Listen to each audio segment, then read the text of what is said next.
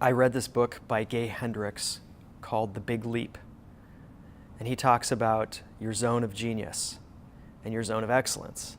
And so for 14 years, I was in my zone of excellence selling software for startups and a couple of larger companies. And for me, that was, it was fun because it was, especially the startup environment, because it was creative and there were no rules and it was a bit chaotic. And I loved the pure entrepreneurial spirit of working in a startup.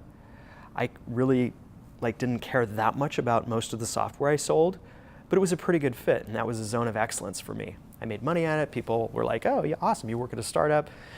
But closing that gap and stepping into my zone of genius was taking the parts about working in software that I loved, so the entrepreneurial part about working for startups, and bringing that with me, but doing something that I cared more about, which was serving people, entrepreneurs, in a powerful way, and it from coaching. So I loved coaching, I love adventure, I love play, I love entrepreneurialism, I love teaching, and so those are the core elements for me of being in my zone of genius.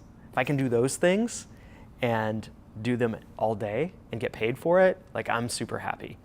And so that's what coaching is for me. It's personally fulfilling.